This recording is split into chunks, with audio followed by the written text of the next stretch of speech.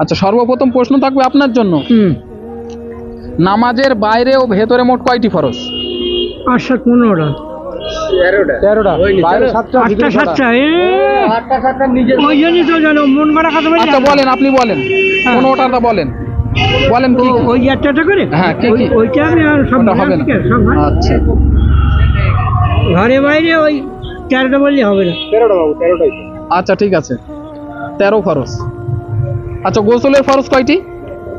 গোসলের ফরজ 3টে। বলুন কি কি, একটু জানিয়ে দেন। সর্বাঙ্গ ধৌত করা, মাথায় পানি দেওয়া, হ্যাঁ, আর গড়গড় সেটকুলি করা।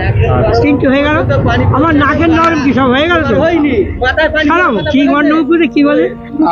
মাথায় পানি দেওয়া, সর্বাঙ্গ ধৌত করা, আর গড়গড় সেটকুলি করা। ওটা তো আলাদা ব্যাপার। আচ্ছা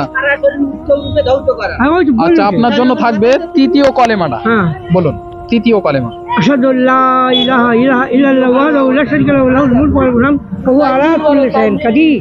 তৃতীয় কলেমা তামজিদ। সুবহানাল্লাহি ওয়াল হামদুলিল্লাহি ওয়া লা ইলাহা ইল্লাল্লাহু ওয়াল্লাহু আকবার ওয়া লা হাওলা ওয়া লা কুওয়াতা ইল্লা বিল্লাহিল আলিয়্যিল আযীম। আলহামদুলিল্লাহ।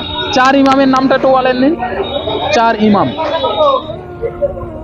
4 ইমাম আমাদের হচ্ছে, বলুন। প্রথম হচ্ছে যিনি আমাদের ইমাম আবু হানিফা, তারপরে মালিকি, তারপরে শাফি, তারপরে মালিকি, তারপর হাম্বলি। আলহামদুলিল্লাহ। ইসলামের ইতিহাসে সর্বপ্রথম মুয়াজ্জিন কে? বেলাল। আলহামদুলিল্লাহ। আচ্ছা, দুয়ায়ে সানাটা শোনান। কি সানা? দুয়ায়ে সানা। সুবহানাল্লাহ ওয়াল হামদুলিল্লাহ লা ইলাহা ইল্লাল্লাহু আল্লাহু আকবার।